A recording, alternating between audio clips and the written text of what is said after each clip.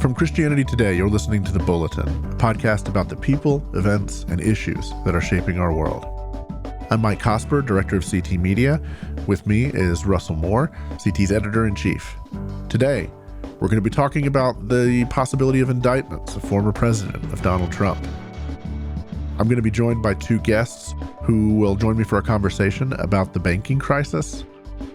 And then we're going to end by talking about Rayne Wilson and a recent comment he made about the way Christians are portrayed in TV and film. Stay with us.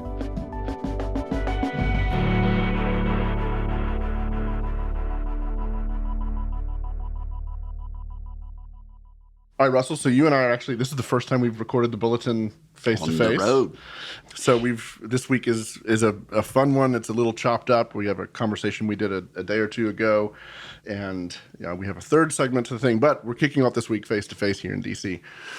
Okay, so do you know the number of investigations that are going on that might result in indictment for Donald Trump? Well, there's at least four. Yeah, that's what I was thinking that I'm aware of. There's Georgia, there's the Mar-a-Lago documents case, there's January 6th, overturning the election, federal DOJ case, and then, of course, this New York case. So we're recording this at 7 a.m. Wednesday morning, Eastern Time. We don't know what's going to happen between now and the time that this airs. There was some speculation that an indictment was going to come down yesterday in this New York case. Some speculation being the former president of the United States posted on Truth Social, I'm going to be arrested on Tuesday. So, yeah. Fair enough. Okay, so the details of this case, you and I are not lawyers. There's a lot of controversy around this case in particular, and several analysts looking at it have said of all the cases that are sort of under investigation right now, this is probably the weakest one. There's questions about the way the investigation is being framed. There's questions about statute of limitations. So with all of those caveats in the background of this one, the general gist of this is that it's related to a hush money payment that was made to Stormy Daniels, an adult film star who claims to have slept with Donald Trump.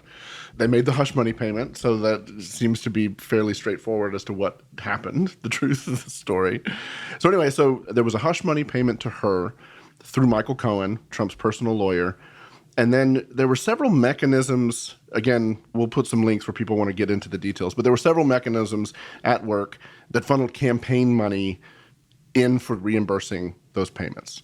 So the gist of the prosecution, if it happens, is going to be around the misuse of campaign funds in order to make this payment.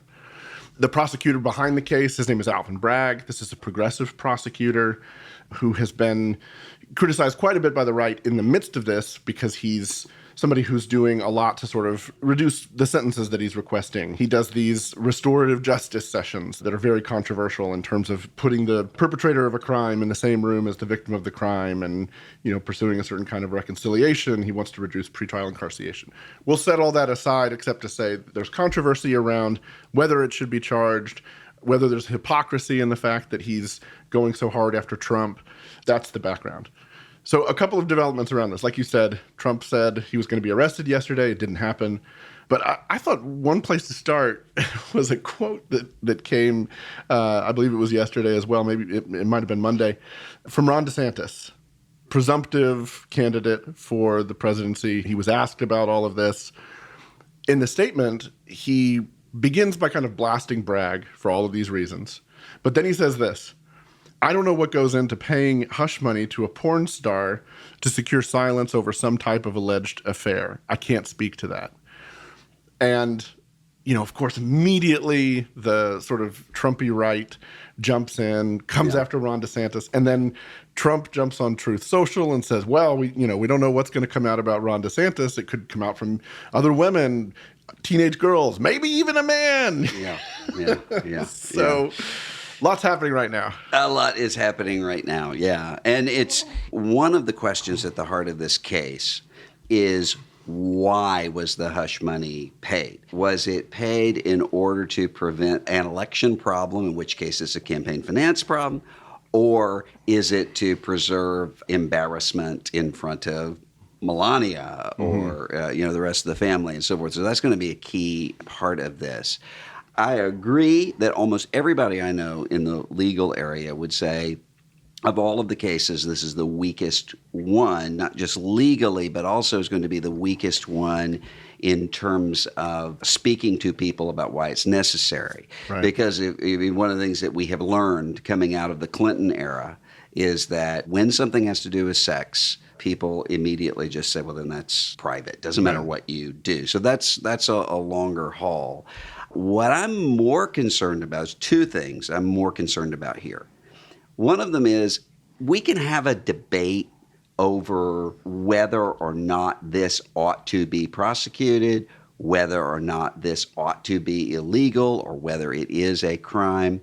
What we as Christians shouldn't do, though, is, well, who amongst us hasn't paid hush money to a porn star? I mean, the equivocation. The equivocation, and I mean, there are all kinds of things that are not illegal that are nonetheless morally repulsive and morally horrifying. And in this case, question, of course, is an alleged affair. We don't have proof of this, but what we have is Donald Trump calling her horseface, using this sort of language against women. This is an awful and morally unbelievable situation anyway.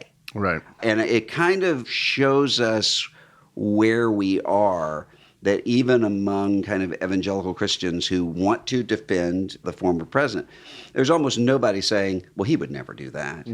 Instead, it's, what difference does this make? Well, this should make some difference in a courthouse, but it matters in terms of what kind of character somebody has. But the second thing is the way that the former president, through social media, is essentially calling on people to protest using very similar language to January 6th, calling people together, take your country back, you're not going to have a country anymore, that kind of language, as well as speaking directly to New York City police, saying, you all support me, you endorsed me, how are you going to let this happen? Meaning, how are you going to protect those charged with carrying out the law from a mob? That is really concerning to me. This may be completely ridiculous by the time this airs. I feel a little better today than I did yesterday about whether or not we're going to see January 6th style mob, but just because we didn't have a lot of the protests. There were small protests around the country, but not like I would expect. I thought it was so interesting that DeSantis said this, because this is really the first time he's kind of taken a swing at Trump. And he doesn't take a swing at him over policy. He's not let there be half an inch of a gap between them on policy. But he does it here. He does it on these moral and ethical questions. One of my questions for you, is this something that we saw in 2016? Were candidates in 2016 going right at this moral and ethical stuff? And did it make a difference in those primaries? Well, nothing made a difference in the primaries because, I mean, you think about, there were different tactics that were taken. And so Jeb Bush, for instance, would come at this more directly, but a Ted Cruz, and until the very end, Marco Rubio, had the mindset, we're not going to attack him. I think at the beginning, because they thought this is going to burn out, it's not going to be here, but they wanted to kind of be the last man standing after he fell in order to inherit his support base. It seems like what DeSantis is wanting to do is to say, I want to present myself as a competent, non-repulsive, stable Trump. Stable, and not necessarily stable genius. Not category. Stable genius, but stable and genius, maybe he thinks he is, but not. So I think that's kind of how he's presenting it. I don't know that that's going to work. But that's the gambit he's trying. You know, in the media, there was nonstop talk about Trump's character, and, you know, there has been for, what, eight years now. But thinking about the way the sort of candidates approach him, there was that shift with Rubio towards the end. He tried to sort of punch for punch with Trump, which fell so flat. And I do think this comes back to this basic fundamental question. There were a lot of people in 2016 who were drawing this line in the sand. We've talked before about that January 2016 issue of National Review that was the Against Trump issue. You wrote a piece in there.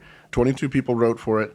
And most of the people who wrote in that article against Donald Trump spoke about character, spoke about personality, spoke about all the reasons he was unfit for office.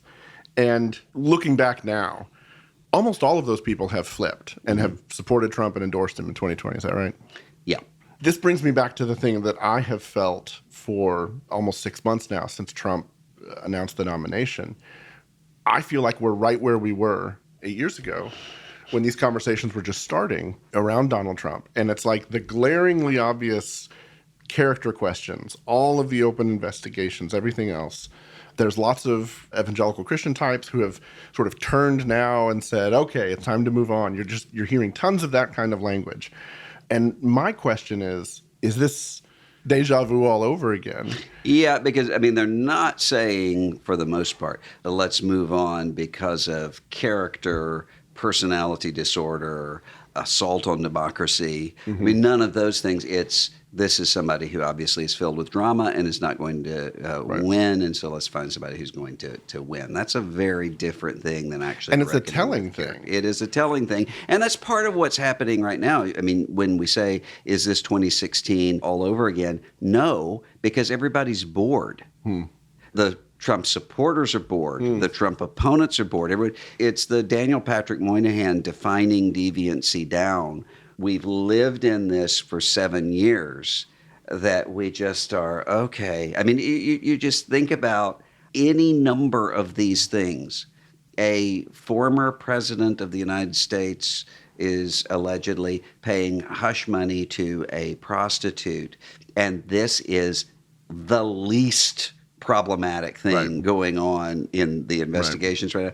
In any other generation in history, that would be all that anybody is thinking about. Even with Bill Clinton, everyone kind of knew that he had the Slick Willie reputation, and we had all the Jennifer Flowers stuff and all of that. But even then, when Monica Lewinsky happened, there was a sense of, at least at first, before everybody kind of lined up in their positions, of this is gross. This is abnormal. This can't happen in the Oval Office. So immediately, people like Moynihan and Bob Kerrey, senator from Nebraska, and Joe Lieberman, who later would be the vice presidential nominee, came to the floor and said, I don't know whether or not this is illegal or impeachable or any of that, but I do know it's awful. We don't see that now because we're bored with it. I always think about Albert Mohler's quote from 2016.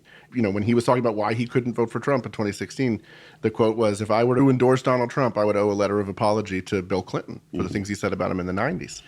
And then Mohler, like so many others, John MacArthur, we could make a long, long, long list, endorsed in 2020. And so it is, you say defining deviancy down. There is this normalization, and there is this flip to a certain extent that has been talked about many times of, essentially we've moved the Overton window. We've moved what's acceptable in politics into this broader realm. And that can happen in a workplace, in a family, that can happen in a church. There are all kinds of situations where you just become accustomed to something for so long that it doesn't even register with you. And you start to think, most of the people I know in really, really toxic, licentious sorts of church situations are always saying, everybody has a gunfight after business meeting, or, everybody's pastor is doing a little bit of human trafficking, or whatever the thing is, that you just become numb to it. Right. And it really takes something from the outside to come in and say, hey, wait a minute, this isn't normal. And what's happened to you becoming callous to it? So to that point, the reason we're in D.C. right now, there was an event last night about sort of the future of evangelical politics. You were on a panel with Curtis Chang and David French talking about this. And there were a couple of things that struck me about the event outside of what took place in the actual conversation. One was how young the room felt, how many young people were in the room. And I was sitting next to sort of a longtime DC journalist who's been sort of connected to the evangelical world for a long time. And we were talking about it. And that was my comment to him. I said, look, this is my first one of these deals, but this feels young. And he was like, this is very young. Like, he made reference to a couple of recent Trinity Forum things that were not nearly as young, not nearly as representative. And then the nature of the questions during that night and the nature of the conversations that I had with lots of people during that night, it seems to me that there's this growing generation gap where you have millennials, younger millennials, especially Gen Z, coming up and looking at all of this and going, I can't make heads or tails of where we are. Like, why is it like this? Do you have a sense, like, how much is that directly connected to this Donald Trump Republican politics thing? How much of it is, we had questions last night about church hurt, about Christians experiencing wounding from the church. And are those things connected or do they have something to do with one? I mean, I definitely have thoughts on this. I think they definitely do, with a sense of, I think there's a generation that's disillusioned but not ready to give up, and not deconstructed, if what someone means by deconstructed is walking away. So they're in this liminal space of not really knowing what to do. And I find that to be extraordinarily encouraging, because one of the things that I worried about at the beginning of this era is, we all kind of grow up around the people whoever is the president kind of sets what it is to be a president. Whoever is our pastor kind of sets what it is to be a pastor. Maybe people who are coming along who were in middle school at the beginning of all of this will just see all this as normal.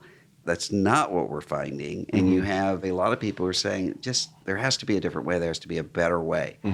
So I think that every time that you have a sense of saying, we can imagine a different way to do this. Not, okay, let's defeat whoever's doing this over here or this over there, but to say there actually is a different way if you want to think about it. Yeah. I've found that there are a lot of people saying, let's imagine that. Yeah, I think about one of my favorite things Hannah Arendt says in her book, The Human Condition. She says, the reason you can believe culture is always going to change is children. Children always come along. At one point she says, it's like every generation a group of barbarians comes along to destroy the culture that came before them. We call them children. And I think you see that at work. And what I was thinking about last night, talking to a couple of young people in particular, sort of mid-20s, involved in this sort of DC world, they're in a place where the cognitive dissonance is really, really sharp to them. Yeah. They were teenagers when all of this emerged. And my rationale would have been, well, this is going to be sort of formative to the way that they think about Christians in politics and all of this. And so the next generation is going to be even more numb to it preternaturally than you and I necessarily were from a couple generations before.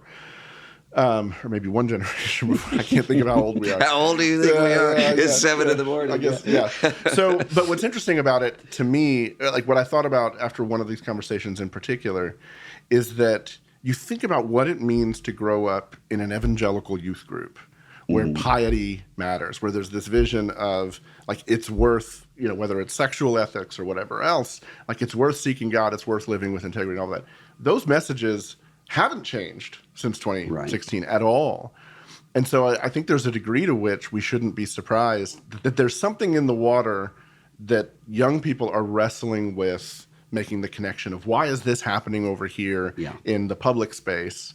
And I can't get past what I see in the Bible and what I see in what I want for the character of my pastors, my leaders, even those that I'm admiring in politics. Except what I find surprising is that what I'm not seeing everywhere is what I would expect, which is, oh, that's awful. That means Jesus is a fraud. Right. I'm out of here. Right. I mean, there is a lot of that's going on, but there also is a lot of this of people who are not doing that. They're also not doing, oh, well, this is the way to be a Christian. Yeah. Let's just do this.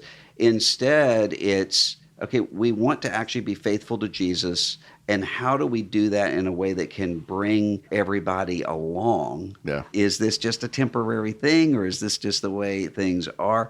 I mean, and I'll tell you, I was really encouraged last night at the event because right before the event, there was an older man who came up Clarence Jordan, who was a fellow graduate of Southern Seminary, but way before I was born, who went and started Koinonia Farm in South Georgia, interracial community, was attacked by the Ku Klux Klan, excommunicated from his church for being against Jim Crow. This elderly man came up and said, Clarence Jordan shared the gospel with me, and I came to Christ way back in the 1960s. And we were talking about that right after a 20-something came up and said, hey, I've only been a Christian for a few months, and was excited about the things of the Spirit and discipleship and wanted to talk about that. And it was just a reminder. I mean, the Spirit was at work in the darkness of Jim Crow, South Georgia, and the Spirit is at work in the middle of craziness. Yeah, I feel like when I have these conversations, one of the things I hear over and over again, and I know there's a degree of truth to this for me, is that when people reach the point of exhaustion, they reach the point of, well, I'm just going to give up on this. There is something eternally captivating about Jesus. Yeah. And I hear people always talk about, I can't get away from the Gospels. I can't get away from the Jesus that I see. I always think about Bill Maloney has a great lyric where he says, you know, he'll chase you like a lover right through heaven's gates. And that's been one of the most encouraging things in this season, is that there's this thread of a remnant who, no matter how disillusioned they've become by all of these politics, they can't let go of Jesus. Yeah. And, you know, it's made me change my mind about, there was a time years ago when I would just get exasperated with the Jesus versus religion. This is not religion, this is a relationship. And I would come in and say, you know, James 1 speaks of religion, and what you're trying to do is to separate Jesus from the church and what have you. I mean, I'm sure some of that was the case. But now I realize, now that actually is a really important distinction to say to someone. In many cases, what you need to differentiate is the church as you have seen it from Jesus, the head of the church. And he has not disappointed you. I saw an account this week of a Roman Catholic diocese that has started a mission of serving the Eucharist to people who have been sexually abused or hurt in Catholic churches and who can't go to Mass. And I thought, you know, I don't know if that's the way they're doing it is the way to do it. But the fact that somebody's trying to think about how to do that is a real need right now. All right, well, on that note, we will be right back.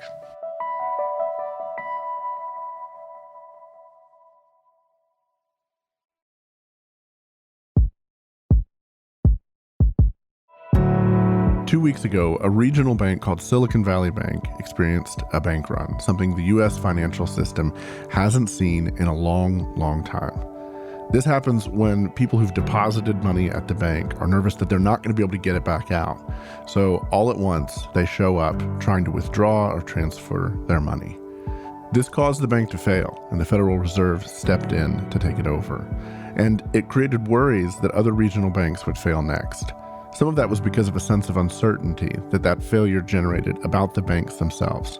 Some of it was based on concern about the spread of anxiety, that there would be a generalized panic and other banks would experience runs as well. In order to try and prevent the panic, the Federal Reserve also ensured customers that all of their deposits at Silicon Valley Bank would be protected. We'll talk a little bit more about this in a second, but it's important to point out here that this wasn't a bank bailout like the ones that we saw during the financial crisis of 2007 and 2008. Silicon Valley Bank did fail, and the owners and shareholders of the bank felt those consequences. So the actions of the Federal Reserve are protecting the money that customers deposited at the bank. In the days that followed, two more banks still found themselves in jeopardy. One was another regional bank on the West Coast called First Republic, and the other was Credit Suisse, the second largest bank in Switzerland. Banks across the U.S. stepped in to essentially save First Republic. They deposited an enormous amount of money to make sure that there wouldn't be a bank run. The Swiss government stepped in and brokered the sale of Credit Suisse to UBS, the largest bank in Switzerland. So we're going to talk about this for a few minutes here on the Bulletin and why. And since the Bulletin isn't a podcast about finances, we wanted to get down underneath this story a little bit and talk about what the moral and ethical questions are here. how Christians and folks who are wondering what's happening might think about it. To set the table, there are just a few big picture things that we should keep in mind about our financial system. The first is just banking 101.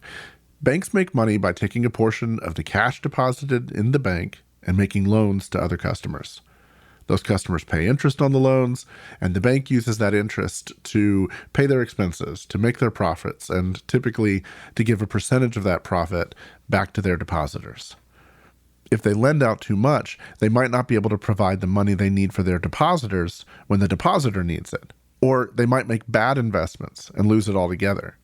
So the industry itself ends up being highly regulated to restrain from that temptation. Banks need to keep a certain amount of their money liquid, able to move it around for depositors and keep a cushion for losses if an investment or a loan fails. Now, of course, that's way oversimplified, but you get the general picture. In our moment, there are three factors that have rapidly changed the financial environment. First, back in 2018, there were steps taken to deregulate regional banks. This lowered their costs and made them more flexible in how they could lend and serve their customers. But it came with increased risk. There's always that trade-off. Second, there's all the macro changes that have taken place because of the pandemic. This begins in 2020. You have this season where certain things are shut down for a long time. Manufacturing slows. Meanwhile, you have massive infusions of cash coming into our financial system. Then housing prices rise, and generally inflation goes up through the roof. And all of this was very unpredictable a year or two earlier. Third, there's what we'll call the end of the era of free money. So for years and years, interest rates have basically been zero. And that's made it easy for companies to take on loans or for entrepreneurs and startups to raise funds. When inflation began to rise in the last couple of years, the federal government raised their baseline interest rates, which meant that that era ended and interest rates across the financial system began to rise. In other words, loans became a lot more expensive. To help us understand all of this, I sat down with Dolores Bamford, co-chief investment officer for a company called Eventide, and Faina Rosenthal, a research analyst for Eventide. Their work focuses on values-based investing, which is to say they're explicitly focused on seeking ways for values like faith and a desire for human flourishing to inform their decision-making as investors. And so fundamentally, these changes in the system have created a situation where, because of the rise in the interest rates, Silicon Valley's banks' investments were no longer able to sustain that balance, correct? Like the assets weren't growing at the rate that sort of got upside down with the interest rates that were hiked over the past 6 to 9 months. Is that correct?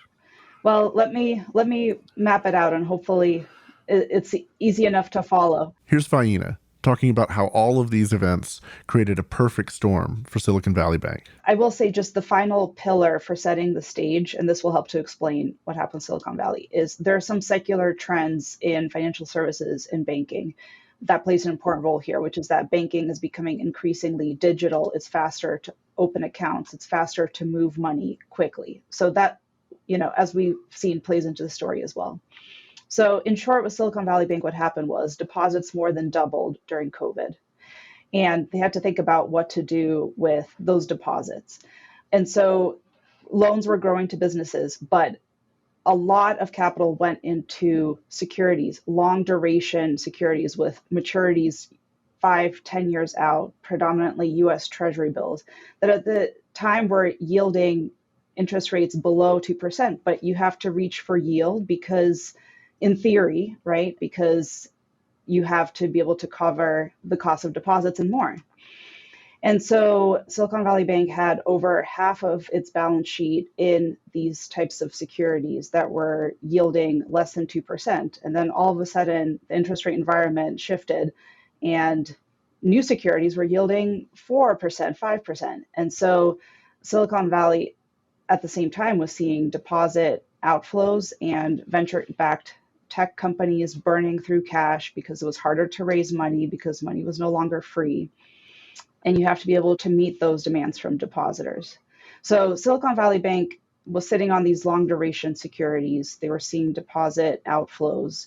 And there were other issues too. The company, it turns out, didn't have a chief risk officer for 8 months. Moody's was threatening to downgrade the bank on stability issues and potentially liquidity issues. And there were concerns raised from the Fed as well about Silicon Valley's risk management practices.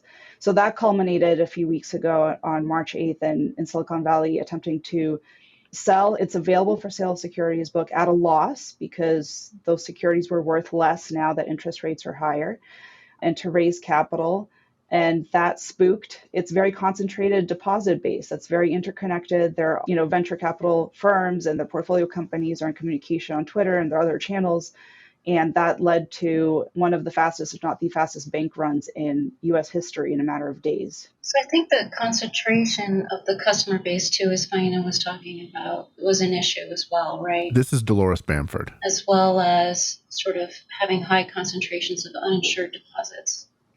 So those also were contributing factors. There's been a lot of debate from the moment that this began in terms of the cause. The description you just laid out here is a very sort of dollars and cents explanation that makes a lot of sense. Of course, underneath that or behind that are the philosophical issues that were governing what the bank was investing in and why. But then there have been these questions as well about sort of the personnel of the bank, like who's there and why are they there and all of that. I'm curious from your perspective, given that you've got sort of politicians of the right saying, oh, this is a quote unquote wokeness problem. You have politicians on the left saying, no, this is just capitalism run amok once again. I'm curious, do you hear any of that and see any truth to the matter that either financial priorities were misplaced over identity politics or that this is an echo of 2007, 2008, just again, sort of cash opportunity run amok? Sure. I would say that fundamentally, when we think about the banking system, it's built on trust and confidence in the system. That's so important. And the idea of safety and stability, that if you put your money with a bank, the risk associated with managing that will be appropriate and will be done with care and concern. And there are a number of regulatory frameworks and requirements in place to protect households and businesses when they put their money with a bank. And I think that's really the most important thing, given how critical of a role banks play in society and in the functioning of society. And so I think that the real focus here has to be on to what extent banks and the people that lead them honor these principles of confidence, trust from society, and safety and stability, and making sure that when they're growing, they're doing it in a safe and stable way that doesn't put the whole system on the brink of collapse. And especially as you grow quickly and your assets grow quickly. And so I think fundamentally, this is a question about management teams and leadership, risk management, appreciating the regulatory environment, even if you don't always agree with it, but doing your best to act in the interest of the whole system in some ways, because this industry is unlike others in that way. The whole system has to work for everyone to thrive. And so I think I would emphasize the focus on that. Yeah, I would also emphasize, the question about management judgment, right? And management risk controls and oversight as well. Also, just the awareness of the lack of diversification, taking on too much growth. Faina talked about how they took in so many deposits, they grew so fast, and there should be some risk controls there that they couldn't grow as fast without possibly putting, their bank at risk. So there are a lot of issues, I think moral and ethical issues about how management managed the developments and the trends and what they allowed to take on. Can you say a little more about that? I think that's a fascinating point to me because I listen to a lot of the commentary on this. And again, politicians sort of run to their standard talking points on this stuff. But there does seem, as I've looked at this and read on this, like it does seem like fundamentally this isn't necessarily a question of politics. And I say this with full awareness that I would never be hired by one of these banks or anything like this. But it does seem fundamentally a competency question, not a politics question. Some of the things people have pointed to in terms of, contributing to various causes and all of that, you could probably look at most banks in the United States in the environment that we're in. Most institutions are invested in various progressive ideas and progressive causes. That doesn't stand out to me, but it does seem to me some of these issues that you've described, these sort of basic questions of how investments are managed and how cash is managed, growth is managed. And so I think, you made the comment, to what extent this is a sort of a moral and ethical question. To bring it to a sort of theological frame even, where are you dealing with foolishness and incompetence versus where are you dealing with, say, where you can look at the financial crisis of '07 and '08, where things were truly sort of predatory and very much about taking advantage of people or not considering the flourishing of people. Where does this situation lie in that spectrum? You're right. The situation now is different than 2007, 2008, as you said, was an issue of credit and predatory lending, crisis in the housing market. This time around, the banking system is much stronger as a whole, right? And the regulatory oversight much stronger. Diana is talking about some holes in that, right, in terms of covering the smaller banks that may have led to Silicon Valley's demise. But with that said, I do believe that management remains critically important for banks as well as any company. And for us, from a theological perspective, I think that's very consistent to making sure that whatever company you're investing in or any company that you have deposits in, that it's being run in a conservative way by management that's being very responsible and understanding the risks and managing those risks well. I think that is all part of serving society well and loving your neighbor well, right? It's terms of taking on that responsibility of stewardship. And stewardship is a critical theological and biblical principle. And stewardship can be also applied to banking and to investment management. And in this case, management may have fallen short in taking their responsibility of stewardship and taking it in a way that would enable them to be managing the firm conservatively and to manage their growth well. There was an interesting take on all of this as well, and I think this is related. David Bahnsen wrote about this in National Review this week, and one of the things he pointed out is he uses this metaphor of shiny object syndrome, that a lot of time in sort of the financial and investment world, there are ideas that sort of take hold, whether it's the excitement of a venture capital story or a startup. Theranos seems like one of the sort of clear shining examples of this, that was this very exciting, shiny object that lacked all kinds of basic sort of fundamentals in terms of what made sense about the company itself. In the last couple of years, you've also had kind of the cryptocurrency boom that he points to as another one of these shiny objects here. One of the lines in the story, he said, this Silicon Valley Bank was buying assets, spending like Dave Portnoy was the quote, which is to say haphazardly.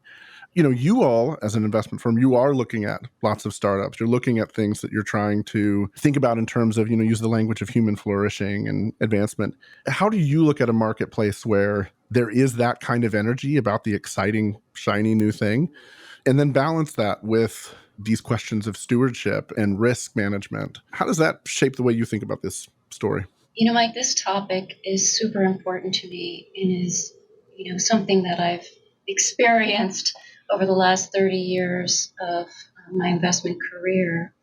And I would say that seeing the negative consequences of capital flowing because of fear and greed, that's what you're really describing, right?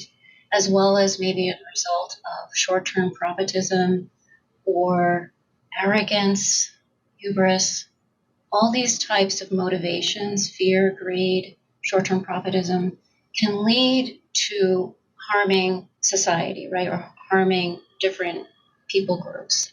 And in this case, the customers, the depositors. For me, that has led me to continue to want to go down the path of investing for human flourishing, investing with a stakeholder orientation where a company needs to be focused on the long term, needs to be focused on making sure every aspect of their business and how that's impacting their customers, their employees, supply chain, society, and managing their business in a way that is very disciplined and focused and very responsible, particularly either on the financial side as well as on the strategy and business side. And all these key factors are critically important to me in order to invest in a company that has strong, stable, and sustainable growth and profitability that's also serving society well. Because companies, businesses are here to serve society well, not for their own personal gain. And that we are not advocates of investing or companies trying to generate profit at any cost, right? Or at any price to society. And in the end, that's going to hurt shareholders as well as all their stakeholders. And so I think this is a good example how our form of investing for all stakeholders is critically important, and investing with companies that are trying to serve society well and manage their business conservatively and well right now is critically important relative to jumping on and to capitalizing on this trend or that and taking on growth that's unsustainable and in the end could really harm their investors and their depositors. Fine, I'd love to hear you talk about, I think you used the phrase, the era of free money. To what extent does that affect the moment where we are? And related to that, do you think we've hit the end of the line, having seen Silicon Valley fail, First Republic is at risk, and Swiss Bank need a buyout, essentially a bailout through a buyout, right? Is that chain of events finished, or are we just at the beginning of something here? Well, it's a very interesting question to ask in the middle of so much uncertainty. And, the question is this more of the tip of the iceberg, or has this crisis more or less played out, and can we return to a period of more stability? But to your point about free money, of course, we read in the news that, individuals, retail investors got checks that they invested in stocks, and you have all the meme stocks of 2020 and this whole idea of going to the moon, et cetera, et cetera. So, I think that these vignettes are in many ways really of this time of this era of free money and COVID and stimulus. So you can talk about that. I wouldn't necessarily anchor on that, but when we look back on this period, I will remember this time of exuberance and the potential for bubbles to form in general, all sorts of bubbles to form in the era of free money. I think that what I would just add at a higher level that I've been thinking about is the human tendency to look for the positive and to really like to see up and to the right, like a straight line up and to the right. That the human psychology draws us toward that. And oftentimes, if something is really, really too good to be true, it probably or likely is. And so I think taking an approach of recognizing that, I think holding ourselves accountable as investors and values-based investors to recognize that and to verify and scrutinize more. And, that's something that I'm certainly want to be very humble about as an investor and moving through very uncertain times. I think it's really important to understand what happened in Silicon Valley Bank and the idiosyncrasies, but also the bigger question about human nature that I think we're all, if we're honest with ourselves, capable of falling into. Well, Dolores Bamford, Faina Rosenthal, thank you so much for your time. We appreciate you joining us today on the Bulletin. Thank you so much. Thank you, Mike, for the opportunity. The U.S. has had this remarkable run, a decade or more of growth in our economy, and the temptation is always to think that growth like that and success like that will just go on forever. It makes me think about the stories we tell ourselves. I live just a few miles down the road from Churchill Downs, home of the Kentucky Derby, so I can't help but think about some of these things in terms of horse racing. When you're winning, everything inside you resists the idea that at some point you're going to start losing. You almost can't imagine it. You think you've figured out how to read the racing card or what's going on at the track. You know what you're doing. Maybe you even know people at the track, and they seem like they can't lose with their tips. But Churchill Downs is almost 150 years old, and you don't stay in business for that long by losing money to gamblers all day. At some point, the track wins. In fact, the favorite only wins a race about a third of the time. That means that 2/3 of the time, everybody betting on the favorite is wrong. And the reasons a horse loses could be anything: the condition of the track, the performance of the jockey, the rain, something the horse ate, the noise of the crowd. You just never know. And I'm aware that this isn't a perfect analog to the financial markets. Maybe it's not even a good one, since investing isn't gambling, particularly if you have good financial advisors. But my point is this: an outcome in a market or a horse race or an economy has an untold number of variables, way more than a horse race. And moments like this should humble us.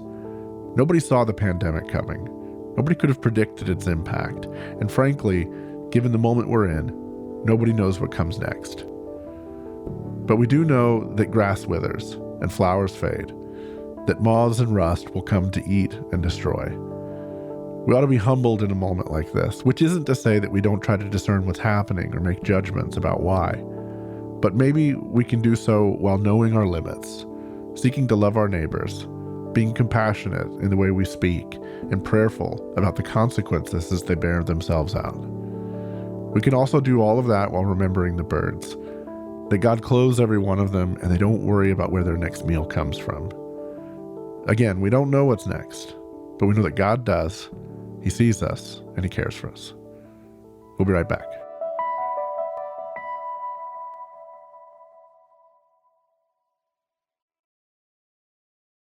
So earlier this week, after the airing of an episode of HBO's show The Last of Us, this zombie apocalypse series based on a video game, Rayne Wilson, the actor who's best known for playing Dwight from The Office. Bears beats Battlestar Galactica. That's the one. And I'm getting ready to rely on you, Russell, because I know you are the Office authority over here at the Bulletin. But he tweeted this, and it got a lot of buzz. He said, "I do think there's an anti-Christian bias in Hollywood. As soon as the David character in The Last of Us started reading from the Bible, I knew that he was going to be a horrific villain. Could there be a Bible-reading preacher on a show who is actually loving and kind?" So I think there's two interesting things to note before we dive in. One is Rayne Wilson is a member of the Baha'i faith, considers himself very seriously spiritual, and talks about it pretty regularly. And then the second thing is that this series was based on a video game, and this character David was in the video game and was a villain in the video game, but was not a Christian or a pastor in the video game. So that was like an innovation of the series was, well, let's make him a pastor. You know, let's sort of add an extra level of devil horns by making him read the Bible and before he does all of these horrible things. So it sparked this conversation about the portrayal of Christians in media. And let's just start there. When you think about the way Christians are portrayed in media, do you think Wilson is right that the weight would skew towards negative portrayals of conservative Christians in media today? Yeah, but I think there are at least two reasons for that. One of the reasons being hypocrisy is always going to be a trope for obvious reasons, because there are so many evil people who are hypocrites. And so to have the person who seems to be a good guy but's really a villain, I mean, that goes all the way back to Hawthorne and before. But the problem is it's not a useful trope anymore when every character is presented that way. So I think that's one reason for it. The second reason for it is that you have a lot of people in the culture making aspects of American life and global life, not just in filmmaking, television making, but other places too, who really don't have contact with clergy or with serious Christians at all. So what you can end up with, I mean, you think about the sort of super preachy kind of clergy person that you would see in old, say, 1950s movies, where the minister or the priest is almost this cardboard cutout good guy who's just sort of humming hymns to himself in his mind. Well, that's not a complicated human view of Christians or of ministers. And the same thing is the case when it's, oh, well, this person is evil and this is the trope that's being used. So I don't think that there's even enough of a personal knowledge to be able to write about it well without just falling into the stereotypes that are there. And you can see that even when it's not that sort of negative depiction. But I mean, I think about the Americans show from years ago had an episode where the daughter was a part of this nuclear freeze peace church, sort of a congregation, and they had them singing victory in Jesus or power in the blood or something like, yeah, there were pacifist, nuclear-free peace churches. They weren't singing victory in Jesus. If you knew people, you would know that that doesn't happen. Or someone was referencing an article about evangelicals and their crucifixes. And to come in and say, you don't even understand what you're talking. So I think if you have everybody so far distant that all they have left are caricatures, then you're going to end up with that. And then you add to it, I mean, we have given plenty of fuel for that. And some of it can't be helped because there are going to be really high profile sorts of cases that don't speak to what the average pastor or clergy person is doing. But those are the people know. I was reading this account a while back of the trial of Jim Bakker, the old TV evangelist from the 1980s. And the judge was talking about someone called in and said, I want to know if the judge is a Christian. And his response was, well, I was up until this trial, but I'm taking the Fifth Amendment now. Because he had just seen such a seedy side of what pretended to be Christianity. Well, I mean, we have some responsibility for that too. I think another way that Christians don't help with this is that if you look at Christian media, Christian storytelling, Christian movies, television, books, whatever, there's a tendency to create such a squeaky clean image of like the good Christians versus the bad Christians. That in both directions, you're creating these very sort of one-dimensional characters that are unrelatable. I mean, it's funny. Somebody said this the other day. I can't remember who I was listening to. I was listening to a podcast, and they talked about Ned Flanders, Homer's next door neighbor. And the comment that they made was that Ned Flanders is actually one of the more positive examples of an evangelical Christian on television because, he has all the hokey, goofy personality stuff, but he also has this character where he's always generous. He's always sacrificial. He's always forgiving of the horrible and stupid things that Homer Simpson puts him through on the show. The episode where his wife dies. This is this incredible moment of sort of grief and sort of inner struggle with Ned Flanders. And so it's striking in that case. I mean, I think the comment that they made that was interesting was there had to be an evangelical in the writer's room, or there had to be somebody who understood evangelical culture in the writer's room. Yeah, and it would take a particular kind of person who's maybe grew up in an evangelical context but isn't in rebellion. Maybe they don't still hold to it, but they're affectionate toward it. And that's part of the problem with a lot of Christian media is that I think some people would say, well, yeah, we do show the fact that people are sinners. Yes, but typically what happens is that somebody is doing something wrong, and then there's this moment of epiphany. And then after that, the person is squeaky clean, sort of pure, which is not the biblical picture of what it means to be, as Luther would say, simultaneously justified and sinful, or what the Bible's talking about this constant repenting of sin. Which means in either direction, you end up with a false view of what actual virtue looks like. And people start to just give up if they have this super Ned Flanders-y view of what it means to be a Christian. And they start to say, well, then I must not be a Christian because I'm still grappling with all of these vices and sins. And of course, that's the normal Christian life. Sanctification doesn't happen in a moment where you suddenly, the music starts and now I realize. I mean, there are some parts of our life where that happens, but not for the most part. And maybe like part of the problem is that because the life of faith is this long obedience in the same direction, it's this slow process. Is it possible, and you could speak to this from the perspective of literature as well, I know you've deeply read on some of these things, is it possible that the life of faith, when it's a feature of the character, doesn't always necessarily translate well, except in those odd juxtapositions, except in the example of the hypocrite or the example of a Flanders character that's sort of the subject of abuse and is sort of putting up with it. It's like television in particular, everything has to be a little bit larger than life in order to kind of keep you interested. Is that part of the problem? Is that faith doesn't translate in that way to the medium, where maybe in literature it does. Yeah, and I can think of a couple of examples. I mean, you think about even Elder Zosima in Brothers Karamazov. If you read that section, you're going to see this, what seems at first to be a super idealized kind of super Christian. But then the main plot twist that happens is when he dies, his body decays, which isn't supposed to happen for somebody who's a saint. And that becomes this question of disillusionment that's there.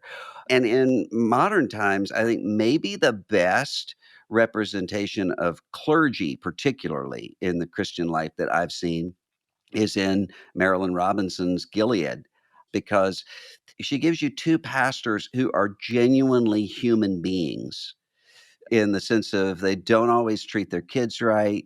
They're grappling with doubts, but they're genuinely in touch with grace.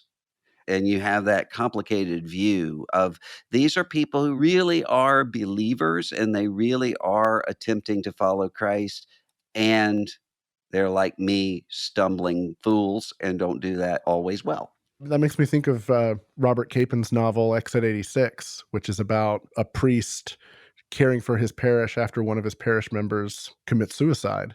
Mm. And if you read the novel, if you know anything about Capen's life, it's very obvious that Capen himself was an Episcopal priest, but he was also a food critic for the New York Times and wrote a number of novels. And when you read the novel, you know very quickly that the priest character is based on Capen himself, who had moral difficulties, we'll say. And so you read this character who's genuinely trying to sort of love and pastor his congregation, and you worry about him a little bit. Like, Yeah. oh, dude, there's the weak spots. You know, they're there. Yeah. But there's something very compelling about that. And I would imagine that's a difficult thing to translate to the screen. Not that it's an excuse, because I do think something you said earlier is maybe the most significant one, which is simply that evangelical Christians are just often not in the room when you're doing the writing and the character development and so forth. Yeah, or sometimes if we are in the room, we think we carry the weight of counterbalancing all the caricatures so that somehow it makes it better if you end up with superheroism or preachiness in the other direction, which doesn't work. Right. The God's not dead problem. Yeah. So, okay, last question before we wrap this part of the conversation. If somebody says to you, I want to watch a really redemptive film, doesn't have to feature Christian characters. Somebody's like, man, I want to watch a really, really redemptive story. What's your recommendation?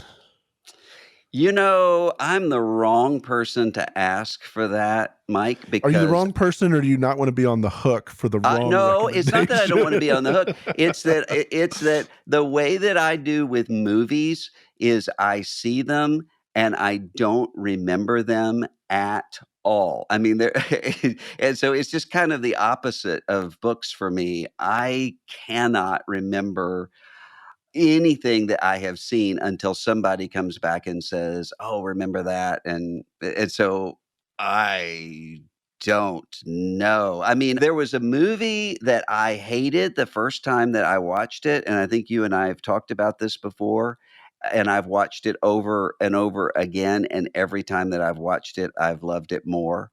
And it's escaping me right now, the name of it. The family in Waco, Brad Pitt. Tree of Life. Yeah, Tree of Life. The first time I saw it, I thought, this is kind of pretentious and so forth. And then I think part of it is once I kind of understood what it was doing, it affected me more. And then part of it is, I think, having children that as they're growing older, I can get the kaleidoscope of it all better than I could. Well, it's hard to argue with Tree of Life. I'll go in the polar opposite direction with a Okay. recommendation. It's a fable. It's unsubtle in many ways, but the movie I always tell people to look at is Joe Versus the Volcano. Oh, I haven't thought about that in years.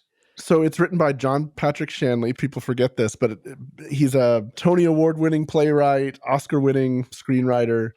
And it's this incredible, again, it's a fairy tale. If you think of it as a fairy tale, you can start to really see it. And it's this guy who has been traumatized as a fireman, been traumatized by his encounters with death, and he wants to die. He wants to sort of give it all up. And death is chasing him all through this movie. And yet the grace of God chases him all the way through it too. And it just becomes very apparent, like God loves Joe and God is going to protect Joe. There are some moments in that with Tom Hanks that are just absolutely beautiful. And it's hilarious and absurd, but it's the original Tom Hanks Meg Ryan movie as well that preceded all of the others. Yeah. So One of the things that my wife knows about me is that I get really moved. If I'm going to kind of tear up watching something, it's usually the series finale of really good sitcoms. So I'm going to kind of tear up watching the series finale of Cheers or Newhart or MASH or The Office, Parks and Rec. The Office, particularly. I mean, that one, when you get to the end and Pam talks about beauty in ordinary things, and isn't that really what this has all been about? I mean, that's beautiful. Yeah. it's beautiful, and it really does point to grace. I cried at the end of How I Met Your Mother, but that was because I wondered why I wasted 9 years watching the show. Yeah, sometimes it's like that. All right. Thank you, Russell. Thank you as well to Dolores Bamford and Faina Rosenthal. And thanks each of you for listening. The Bulletin is a production of Christianity Today. It's executive produced by Eric Petrick. It's produced by Matt Stevens, hosted by Mike Cosper and Russell Moore. Our music is by Dan Phelps. Our graphic design is by Brian Todd. Additional design by Dady Creative. Social media by Kate Lucky. Associate producer, Azure Phelps. Thanks for listening. We'll see you next week.